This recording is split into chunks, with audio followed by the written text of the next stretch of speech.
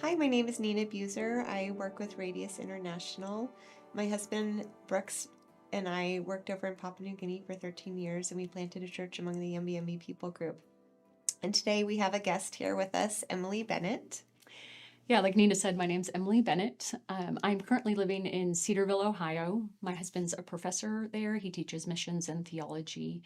And we served in North Africa and the Middle East for about 7 years before we returned to Ohio. I work with a organization that helps immigrants and refugees transition to life in the States. I have 3 kids. They are currently 9, 8, and 7. Yeah, thanks for having me, Nina. Oh, we're so glad you're here, Emily. Some of the things that I think are going to be helpful for people watching this would be to understand what your role as a wife and a mother is, and as females, like what does it look like overseas? I hear that all the time when I'm talking with women. What does it look like to be a woman on the mission field? Yeah. And so I would love just to hear a little bit of your background, where you guys what you were doing in North Africa, and how that played into your roles as a wife and a mom. So we can just start with your background first. So my husband and I moved around the year 2010 to the Middle East, and we ended up getting rerouted. Our original plan was to go to one location in North Africa. And because of the Arab Spring and a number of different political revolutions, we ended up in a different location. We spent a couple years learning language and culture. And honestly, it was a really good time just to get our feet underneath us and to get a lay of the land of what does it even look like to live in the Middle East and to love people and to serve people well. And so we spent a couple years there before we moved to a different location. And when we moved to the second location, we had to start a business. We needed a viable reason to be in the country. And honestly, Nina, we were really convicted that if we were going to be in a place, we wanted to actually be doing what we had told the government we were doing. Right. And so we started a business. It was a super unique idea, never been done before, but we started an English language school, which, Wow. yeah, That's super a lot of unique. But it served, our goal was to be able to meet as many people as possible and to have access to different groups of people. And it honestly served that need. We would have different times between 50 and 100 people in our school. And so we were able to teach them and do it well, do it with integrity and excellence. And then also at the same time, we also had opportunity to talk to these people, to go out for coffee afterwards, to be in their homes, to have them in our homes. And so that's a lot of what our life looked like, was both working the platform that we said we were doing, and also just spending time with North Africans. Okay, well, I'm curious. So let's back up to the part where you were learning language and culture. Okay. So at this point, did you have kids with you on the field, or was it just you and your husband at this point? Yeah, good question. So we went overseas and we did not have any children. So we went overseas just married, and we had been married for quite a while. And so we had 0 children when we came, and then by the time that we ended up leaving, we had 3. Okay. So anyway. So when you were doing culture and language acquisition, was that like a full-time job for you? It definitely was. So we were learning Arabic, and honestly, I think with any language learning process, like when you hit the ground, probably the greatest thing you can do is just to dive into culture and language ASAP. I noticed the more I knew and the more I understood culturally and also linguistically, the more I started to love it. And I think that that's a huge piece. I think if people wait, it takes a lot longer to adjust, to make good friends, to actually do the work that you're there, that you want to do while you're there. And so we dove in, and I think a lot of that was honestly easy for us because we were both 100% sold on what we were doing. Okay. And so we both were in full-time language. When we were not in language classes, we were looking for every opportunity that we could to use it. And honestly, Nina, when we were living in the Middle East doing language, there was a lot more unique opportunities to use it. We joined clubs. I think at one point we had joined a fast walking club. And so at night we would just put on little yellow vests and like walk around the city. And honestly, it was awesome. It was probably painful for the people that we were walking with, because we would be like, that is a cat. like, look at the cat run, and things like that. But it was those kind of things that we forced ourselves to do that we could see long term, like had so much value because it was awkward. It was probably awkward for the people that were there, but Sure. it forced us just to be using what we were learning. And so I'm grateful that we just made ourselves do it. Wow, that's amazing. So you went to school during the day, and then the evenings you were filled with Like, basically trying to use all the things that you'd learned during the day. yeah. That's amazing.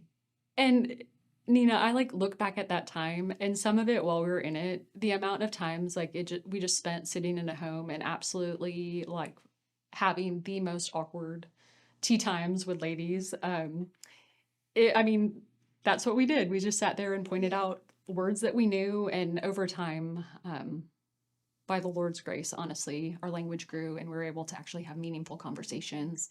So yeah, that's what our language learning time looked like. And I think in some ways, I had a vision before we left that it would just come, that it would come easily. And language learning is a slow, sometimes very painful process, but Yes. it's very worth doing. Yes. I often describe it as beating your head against a wall because it's Yeah. just daily and you have to choose to do it. Yes. Did you ever feel like it was hard to find people to befriend or practice your language with? Sometimes I know language helpers Yeah. can be scarce, and Yeah. I didn't know if that was something that you had to, like, was hard for you. Yeah. I mean, honestly, we went to a little bit more formal schools in the setting that we were in. So finding that language person to help us Yeah. help us grow our language skills Yeah. was not difficult. I think finding patient friends that Sure. were willing just to suffer with us as we practiced. Where we were, I can't even say it was really difficult. People were so gracious to Okay. us, and That's great. so yeah, it was not a difficult thing for us. I know that's not everyone's experience though. Yeah. Well, there's also peace in being where God has you, I Yeah. think. And even though someone else might look at that as difficult when you're in the midst of it, I think that we find peace in it because that's where we're supposed to be. Yep. So, For sure. okay, so then you moved to your second context. Mm-hmm. And tell me about that transition, because I know you had mentioned that you decided to start a business and Yeah. figuring out what kind of business to do. And Mhm. I know when you look back and tell the story, you kind of give quick little snippets of things, but Right. there's really a lot of agonizing praying Yeah. and all the things that go into that when you're looking at Mhm. location and how to even have a viable way to stay there. Right. What was that experience like for you? Yeah. I think just to back up a little bit more, honestly, our church had a very huge role in helping us decide what our end context was going to be. So our home group had asked us very specific, like had asked a group of people that were planning on going overseas to go to this specific location. So actually figuring out where to go was not very hard for us, just because I feel like we were really following the guidance of our pastors. And so we ended up where we were just out of following the direction of our leadership.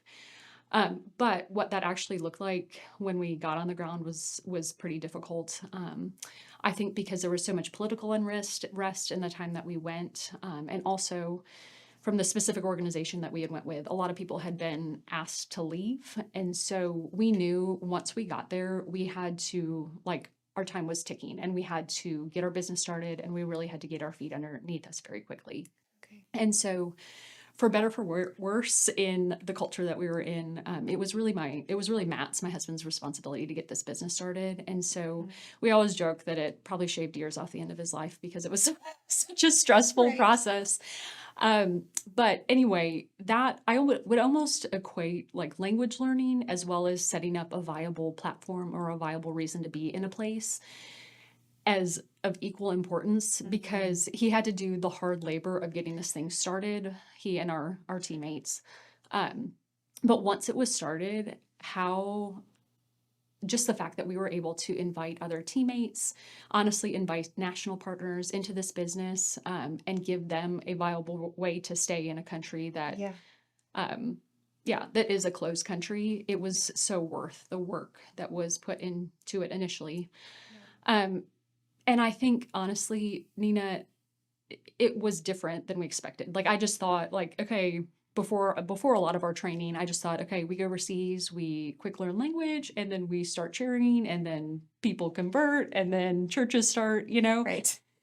But there's so much hard groundwork that, especially if you're going into a context and there's really no workers that have done the work for you beforehand, no one is telling you what to do. Like, you are the ones like looking at, okay, where do I go to get the stamp that I need to do the next step in this process that's really difficult? Or what bank do I have this money transferred? I don't know. Am I signing this? Do I know what I'm signing? It's in a different language. And so there's just so many kind of grueling aspects to the start, I guess, language and business startup, that I think the time initially it does not feel worth it to put the time and energy into it. But now, after having done it and seen the long-term fruit that can be produced out of doing it well at the beginning, I'm really thankful we did it that way. Right. I'm thankful my husband did it that way. Yes.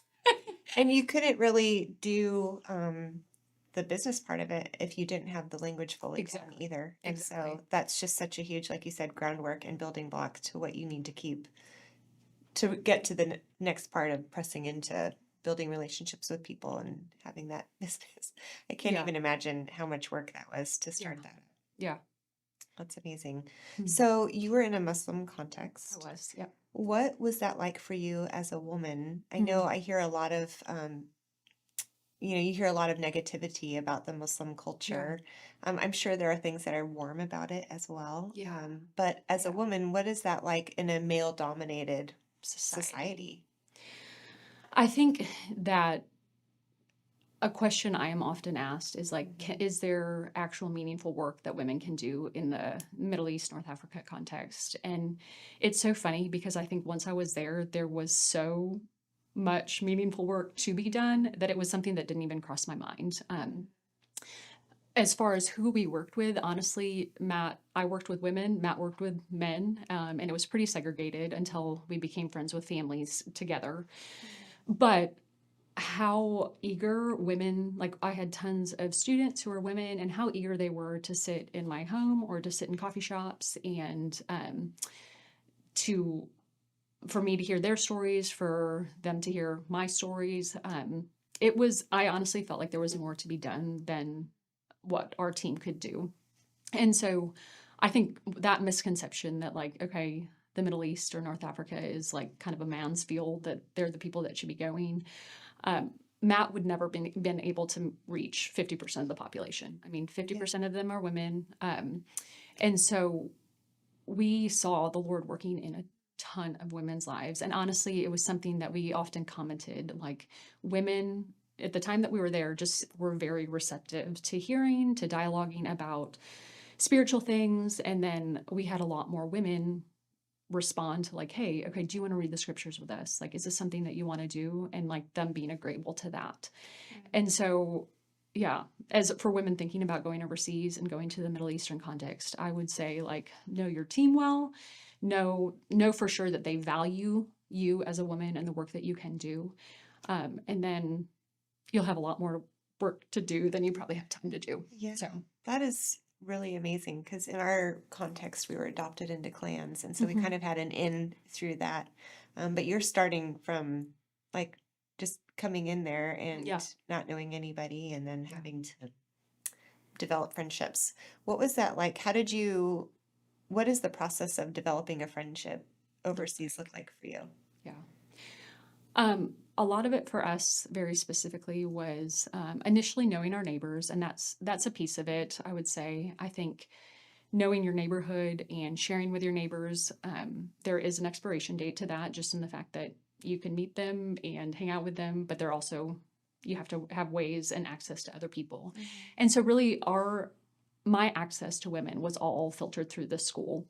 And so we tried to build the platform in a way where we could bring in extra help. So we weren't constantly teaching. That wasn't something that we were always like every day, like 8 hours a day doing. Right. But we tried to develop it in a way where, hey, if I was in the classroom 6 hours, like 6 hours a week or 10 hours a week, I would have these other hours where the focus of my work was pouring into people or meeting with women, talking with women. And so alongside of that, I kind of accepted I was a foreigner, and they were intrigued by who I was, and they wanted to know why I was there. And so I used that. And so a lot of times I would just end up going out for coffee because people were so interested in okay, we all want to go where you live. Like, Right. why are you here? Yeah. And so I capitalized on that. And so I think we ended up, just through the relationships we met through the school, we were able to meet, hang out, have coffee with women. And so that's what building relationships look like a lot. I think also there was an element of, I just tried a lot of different things. Like I said yes to a lot of women. I tried my best, especially in the time period. We had a season where we didn't have kids before we started having kids. And I just met with a lot of women and asked a ton of questions. And so building relationships with females in North African, Middle Eastern context was not difficult at all. So That's amazing. Well, you brought up the talk about kids. What was Yeah. that like having kids on the field? Did you have them there in Mhm. country? So we have 3 kids, and our oldest was born in North Africa, and our middle was born on a furlough, and our third, we kind of had this strange accidental American birth. It was supposed to be born overseas, but anyway, the Lord had other plans. We were cutting the old plane tickets a little bit too Oh, got it. too short. So anyway, yeah, so we went from being kind of footloose, fancy free, and going really hard to together as a couple to having children, and also having a lot more structure put into our life because we had children overseas. And honestly, they were a gift to us. I think in my experience, Nina, maybe you had something different, but I feel like workers are two extremes a lot of times. Like they either go probably way too hard and are going to struggle with burnout at some point, or else maybe retreat a bit too much. And so kind of need a push in the direction of working hard. And so I think we probably fell a little bit too much on the let's go as hard as we can. And so having kids was a sweet gift of being like, okay, we need to reorder our life in a way that's sustainable. And so our daughter really brought that into our life. So we had our first child probably about, I think 18 months to 2 years. Yeah, something like that.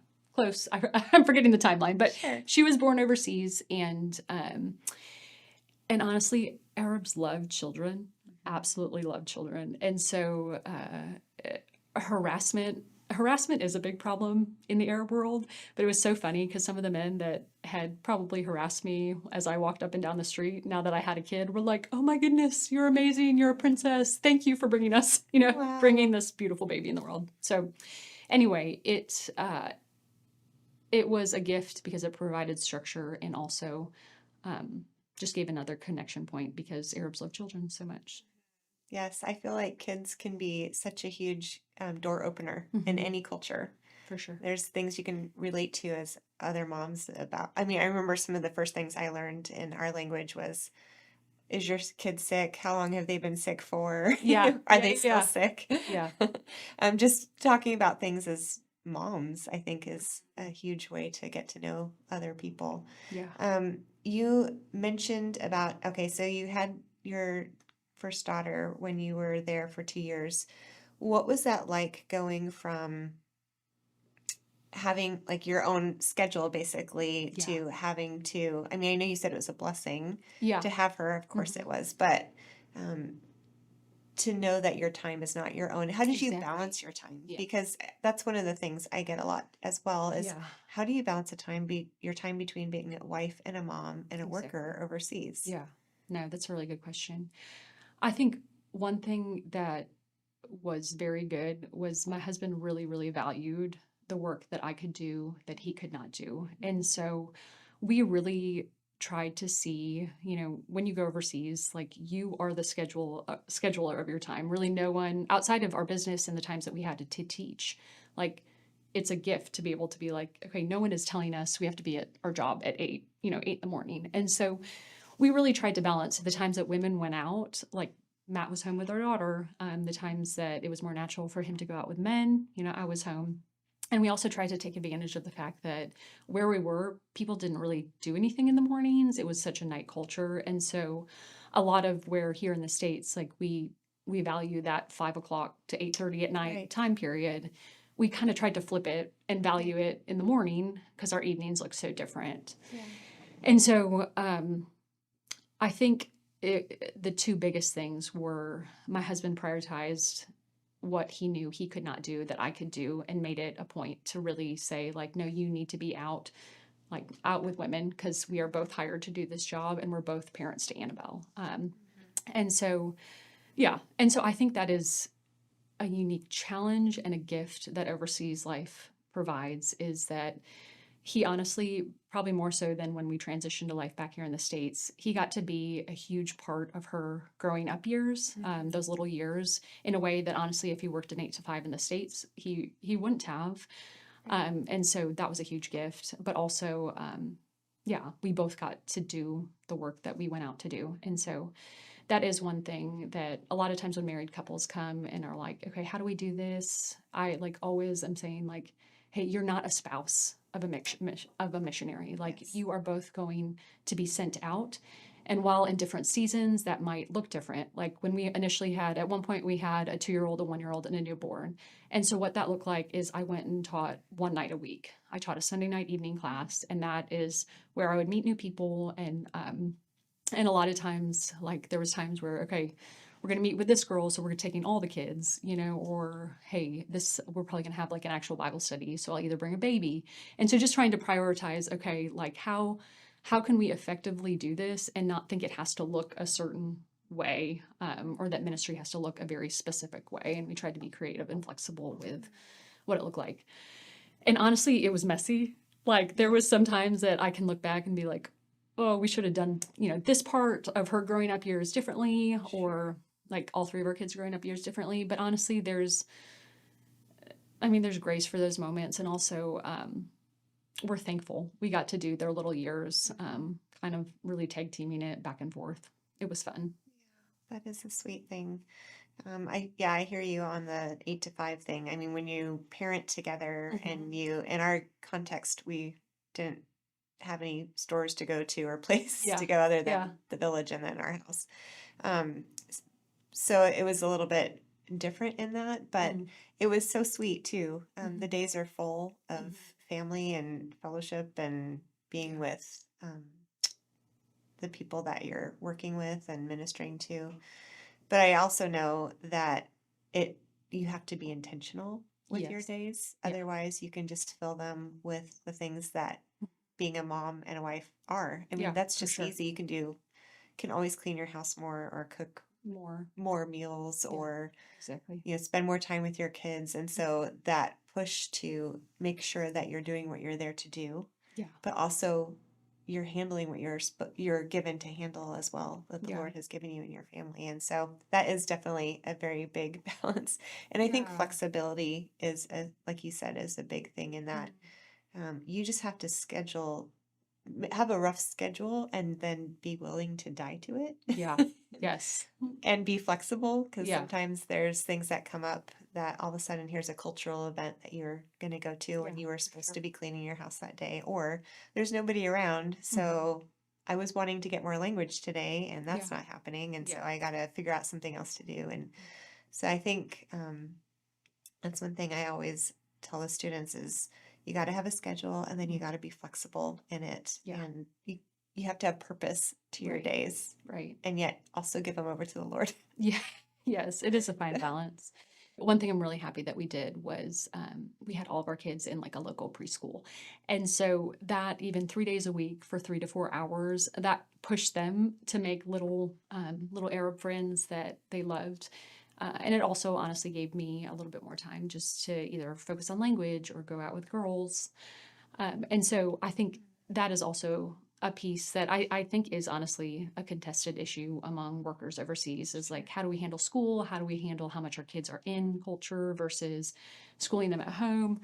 And so that was a real sweet piece that we look back on those. All 3 of them went through this little nursery, and it was such a sweet gift that we had a great preschool, and also they had peers. Sure. Peers and little friends. It's amazing what they can pick up too, Hmm. language-wise. Yeah, Yes. for sure. Yeah, but I remember Bo would come in and sometimes I'd be like, "Oh no, you can't say that. Yes.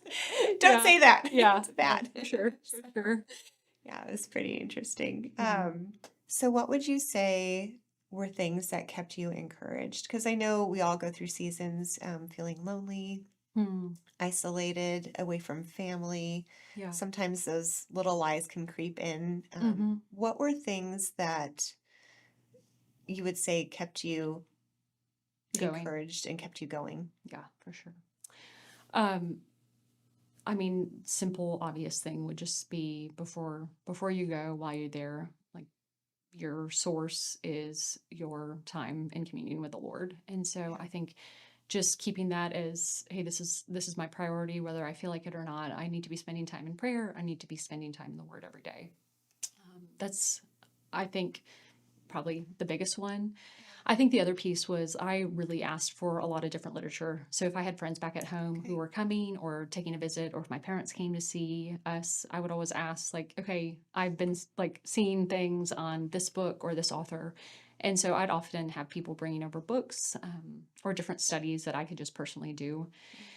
And honestly, we had a really great team. And so I think if if we look back and just kind of talk about the events that happened in the 7 years while we were overseas, they don't sound like super positive, uplifting events, but we can look back at that time and be like, okay, we have nothing but fond memories. And also, we would say the overall time period was awesome. And I think a lot of that we can attribute to we had a really solid team that agreed theologically and missiologically, and we were on the same trajectory. And it looked different throughout different seasons. We had a lot of our platform was such that we had a lot of people that would come for 3 months to 2 years, and so the dynamics of what our team looked like were different. But we filtered people before they came, and we said a lot of strategic no's to who was joining our team, and a lot of strategic yeses. And so, because we chose to do that, we had a great teaming experience, honestly. And so the people that were put around us on our team, I would say, were incredibly encouraging to us the entire time that we were there. And honestly, the people we were with for the majority of the time are still some of our best friends, and we love them. So, I love that. That's awesome. Yeah, you do go really close together for sure. As a yeah. team, we would not be where we are today without our teammates too. I appreciate that. As far as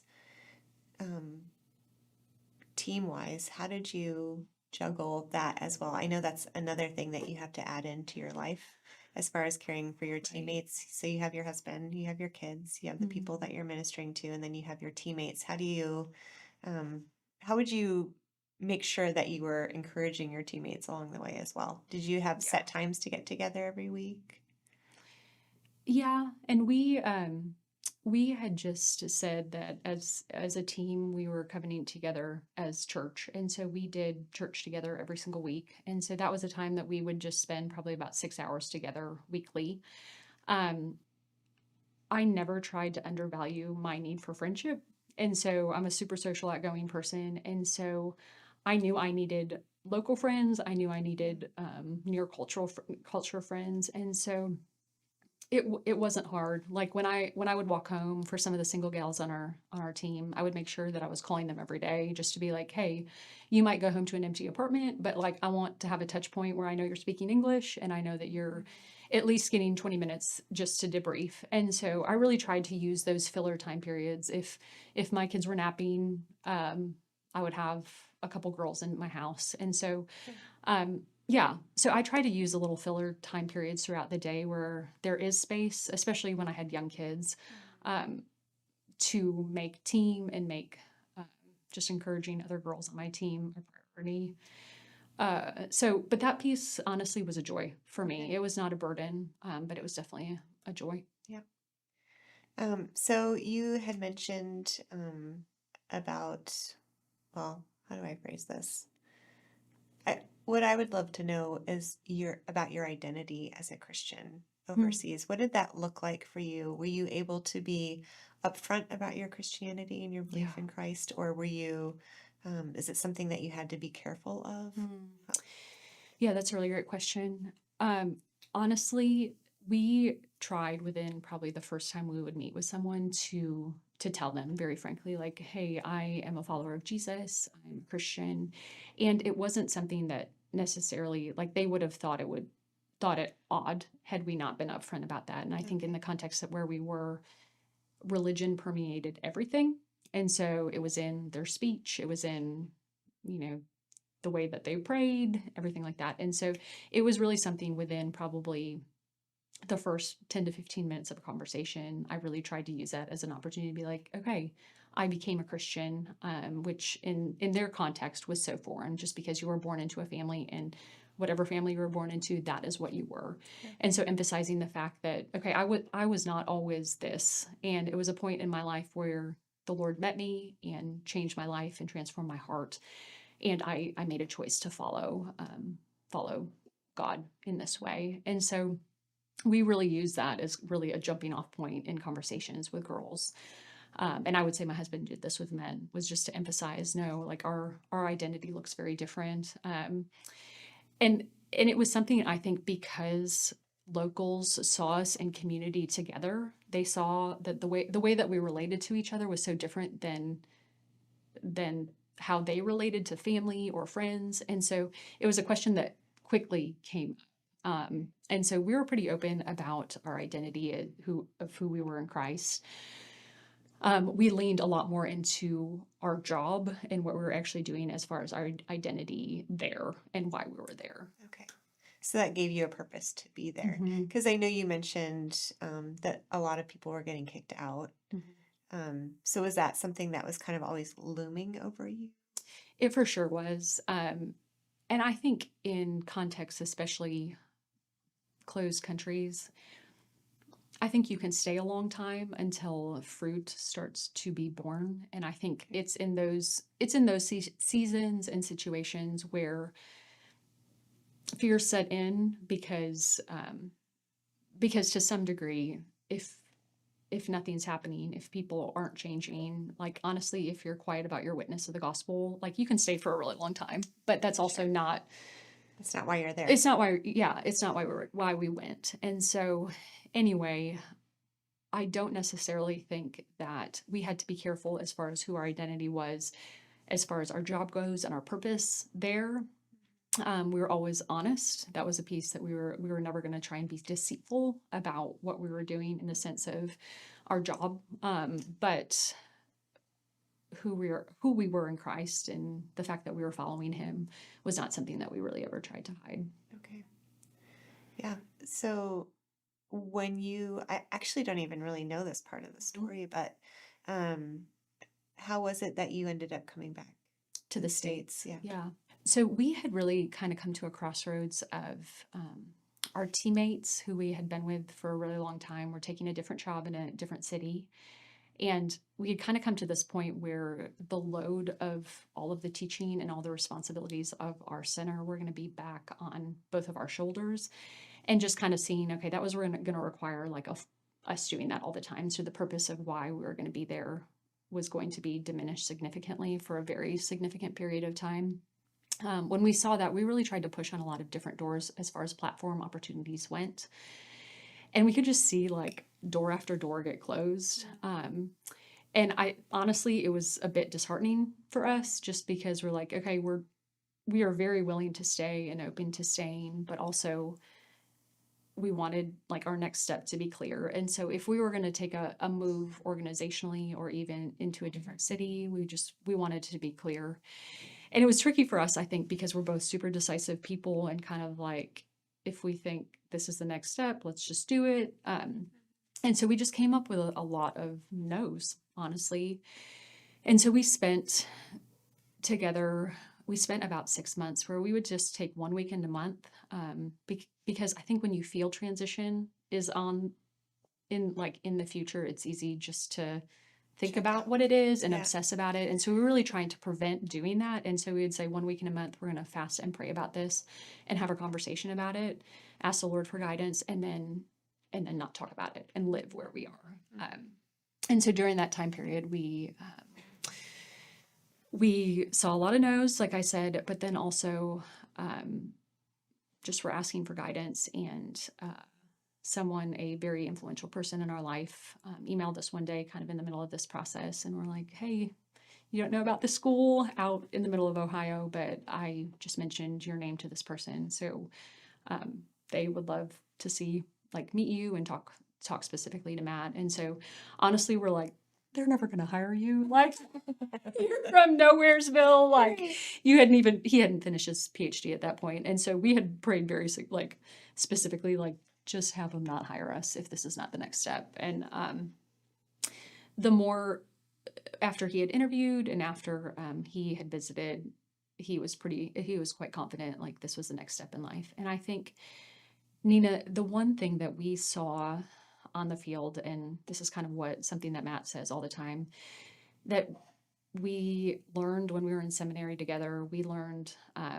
tons of awesome theological concepts, and we had people just speak the truth of Scripture to us very, very well. But we didn't see a lot of it tied in, missiology and theology were kind of segmented into these totally different categories.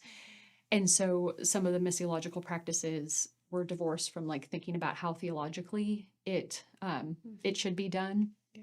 And so that's one thing specifically my husband feels very passionate about, is these two things need to be done in conversation with one another. And so the job specifically was to teach missiology and theology. And that's just one piece that he really is passionate about, seeing those two worlds bridged together and working in tandem and not divorced from one another. Just because honestly, we saw a lot of bad practices on the field. Right. And I think a lot of that just being out of the fact that these two things are being separated. Yeah. So that was kind of how we ended up coming home. Yeah, so that makes sense. And you guys are so good at that. And I love your heart for the people that it's not like you just left that and then came home to be a wife and a mom. You're investing in people with the refugees that you're working with. And I love that. And it definitely shows in your heart for help mobilizing other people to go. Yeah. Thank you. Okay, so when you look back on your time on the field, what would you say some of the greatest struggles parenting would be? I think during our time on the field, we had our little kid years while we were there. The throes of discipline. Yes, yes. And I think I would say more so something that I observed, and also this tendency that I felt in myself, was to live in these two extremes. And I think it was easy to be on social media and honestly see all of the incredible opportunities that our friends' kids were having living in the States, and feeling like I was depriving my kid of their little kid years of going to fun soccer games or taking vacations at the beach or things like that. Yeah. And so I think there's one pitfall of just constantly mourning the life that you think you owe your kid, and believing that lie. And I think that's one danger. And I think the other danger that we saw was almost people sacrificing their kids at the altar of ministry, and really being willing to do anything for the sake of the gospel. But when it came to the call of parenting and discipleship of kids, that something has to be sacrificed. And so that being something that was a quick thing to go. And so honestly, we found ourselves in those extremes, honestly, back and forth. And so I think finding that middle ground of no, as parents, as Bo's mom, you were called to disciple him and love him and share the truths of the gospel, and to convince him that Jesus is better than anything. And so just to find that happy balance of, hey, we are doing this and we're explaining the reasons why we live in the place that we live, and that, that we're doing this because out of love and obedience to Jesus, but also giving them the joys and the fun experiences that life in the Middle East did provide, and allowing them to enjoy those pieces of life and culture, and know that they really aren't missing out, they're okay. Yes. And so anyway, I think walking that balance was hard. And I think it's easy to go into one of those two extremes. Yeah, I 100% agree with you. You can fall into the extreme of woe is me. Mm-hmm. I don't get to do the things. I don't get to see my grandparents. I don't get to play water polo or do whatever. Yeah. I'm missing out on all these. Or you have the other part of you are a privileged son and daughter of the king. You Yeah. get to do this with your parents. What a Yeah. privilege. Yeah. And so I think to find that, push them towards this is something, a privilege that you get to be a part of, Right. instead of the victim that you're Mhm. not getting to be what everybody else is in America Yeah. or your home passport country. Yeah. For sure. And that is definitely something that you want to paint into your kid too. But I also see the struggle of the parenting side of it where, you can go full force into ministry and do free range parenting and not care for your kids, but care for the people at the Right. sacrifice of your children. Right. Or you have the everything is about them, Exactly. which if that's the case, then why are you even there? Yeah.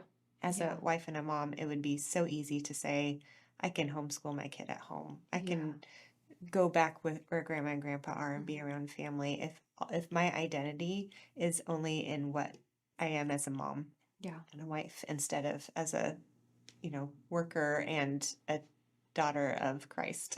Yeah. Which daughter of Christ would be first, but Right. yes. And Nina, you brought this up, and I think what you said, this is a really, really key point. And it's also a hard one to navigate because it's really kind of opening up family philosophy and how do you do family life on the field? And so I said this before, but like that, this is something that I would wholeheartedly believe and say, like, hey, if you are going as a family, as a husband and wife, and you have children, you as a wife are a part of this. Like, you are there as a missionary. You have been assigned.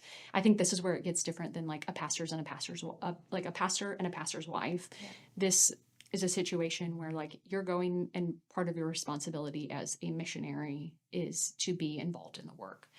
And so again, I think there's grace for seasons, and I think sure. that there's certain seasons of life that it looks different and it looks less, honestly. But I think the push to continue to try and be an active part of what God's doing overseas is something that I always encourage people, like, don't lose that vision. Because like you said, then you want to go home. Then there is like, Nothing okay, keeping you there. yeah, why am I doing this? So anyway, I also think there is a level when you kind of have that mentality, there's a level of trust when hours are limited that I can see and look back on. The Lord gave when we had 3 really, really tiny babies, and there was very limited hours in my day specifically, that it just put a whole new level of dependence on the Lord of like, hey, I might have 2 to 3 times a week this week where I'm spending an hour with women. Okay, Lord, I need you actually to bring me a woman who is seeking you. And so it was a really sweet time to be like, okay, he answered those prayers. And some of the times where I was the most fancy, like I could do whatever because I had all the time in the world, like I think I was dependent on myself more so for what I could produce. And it just was in the seasons of life where you have limited time, but you have an abundance of time to pray and ask the Lord to do what only he can do. I think that there is a special dependence that is produced. Yeah. And so, but I think there needs to remain a vision of I am a part of this work. I am a missionary as well.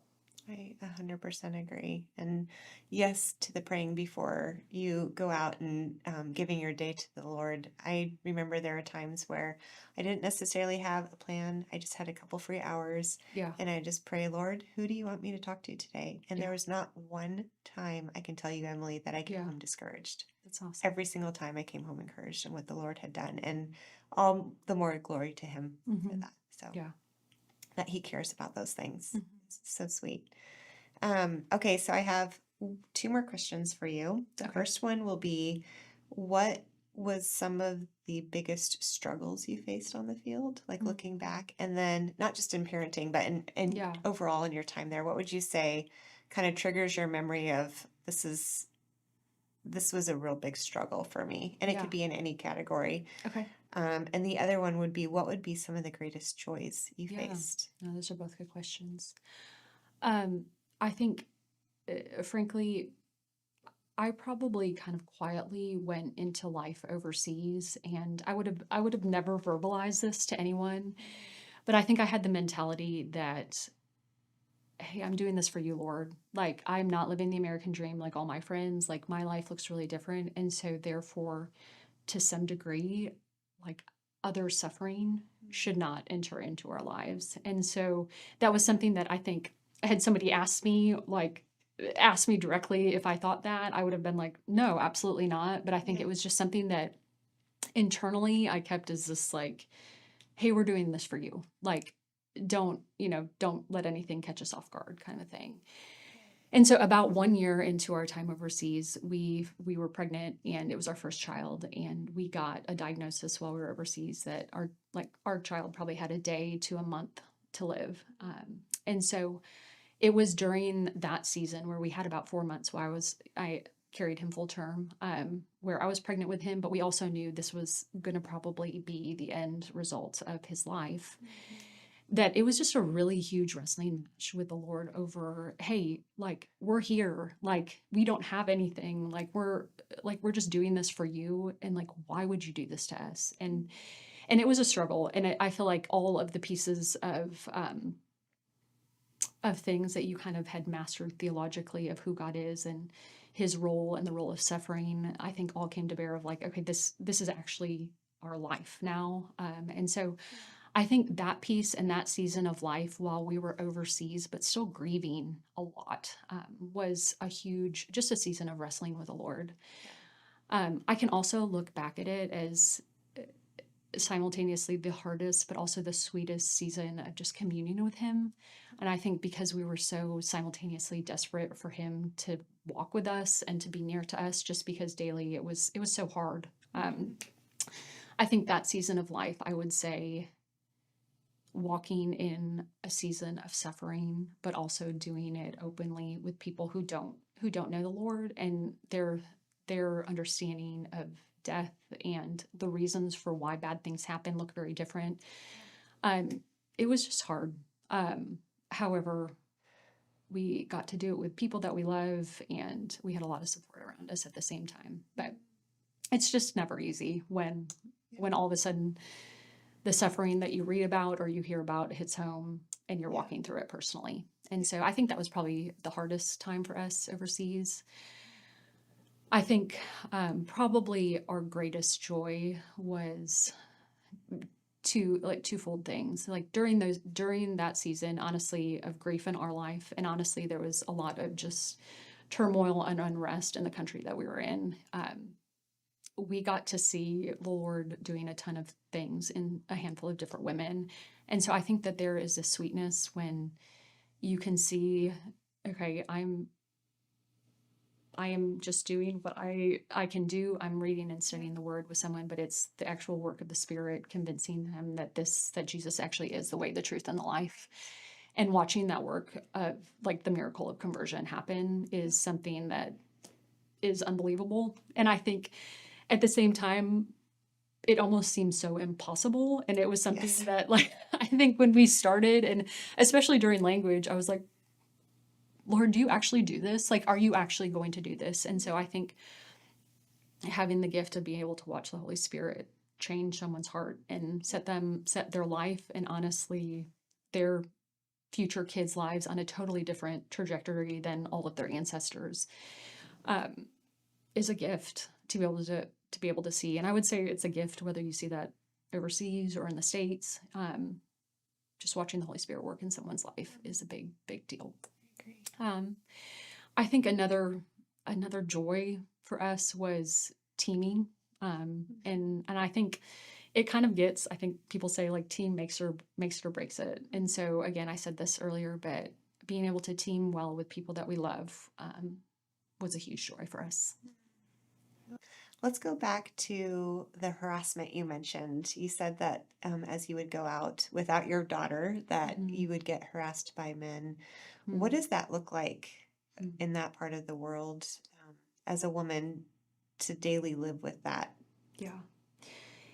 It's a good and it's a hard question. And honestly, I think it's a tricky thing to answer because I see now my husband and I are bringing in students over to the same part of the world that we used to live in. And I can see harassment affects people very differently. And so I simultaneously don't want to overplay it or underplay it.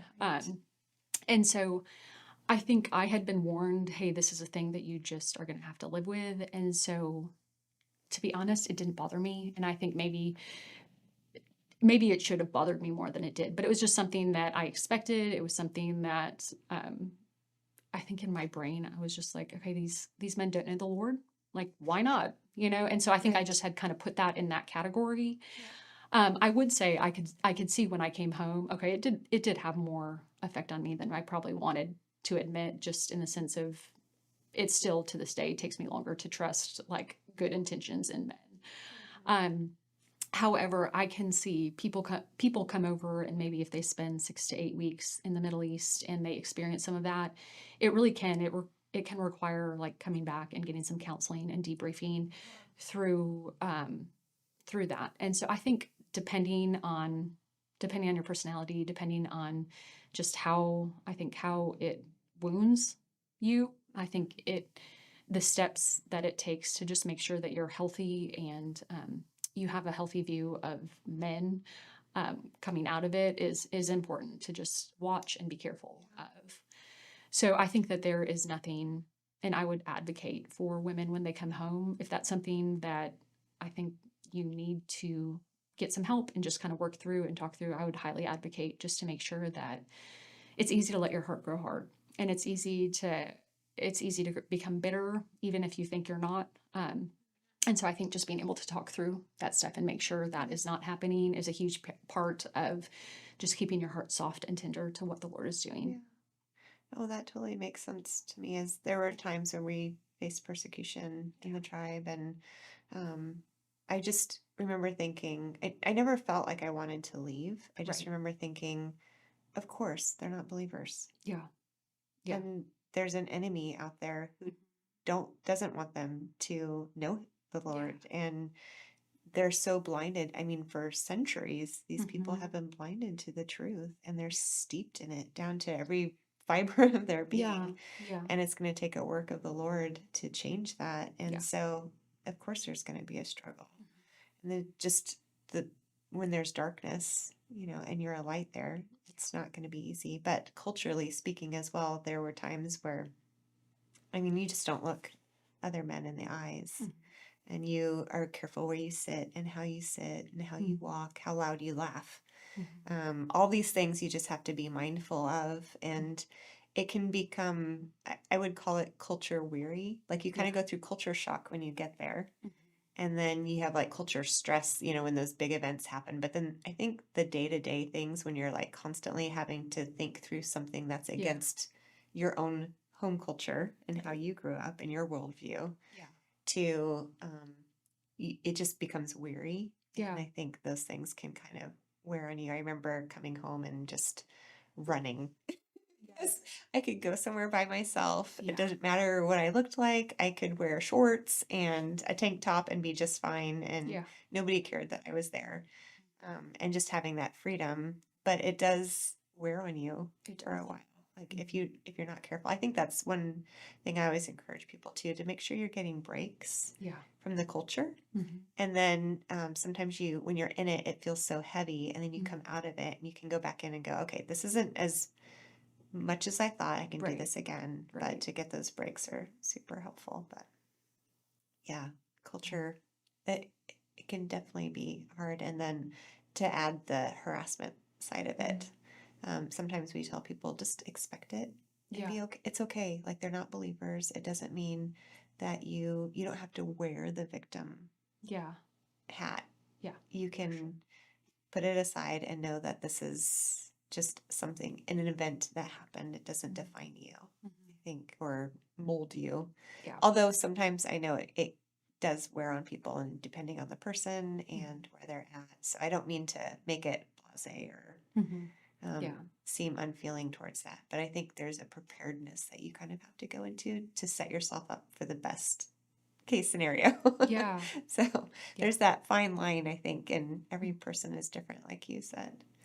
But I think, not to like put a plug in for Radius or anything like that, but I do think that there is an element, like if you are prepared well, and if there's certain if you are trained in a way that, especially I think when you're with a group of people, getting preparation and training and just knowing like, I'm not alone in this. Like there is this group of people who we may be going to different parts of the world, but we're probably all facing similar things at similar times. Like there is just a preparedness that you can have for those kind of things that may blindside you. You may react totally different than you expect to react, but yeah.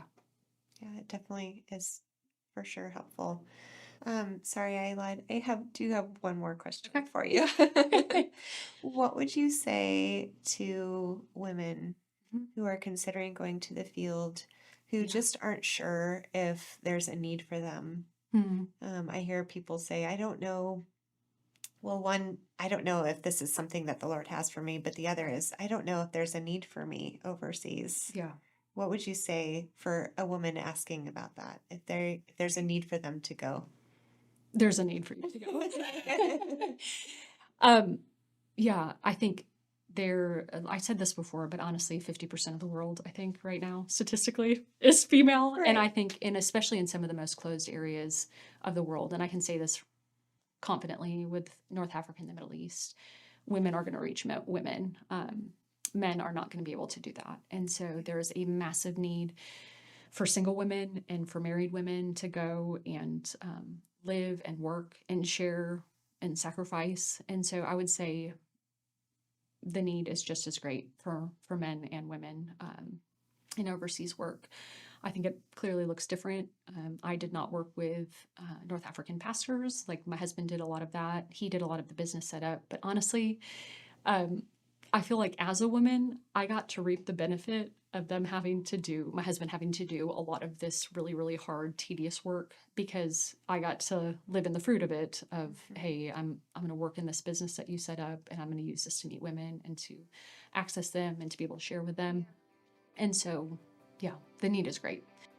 Really, thank you for being here and pouring into the students. We appreciate you and Matt so much. And Thank you for letting us go. all that you're teaching and encouraging them. The students have loved spending time with you. So thank you. And please come back. Okay.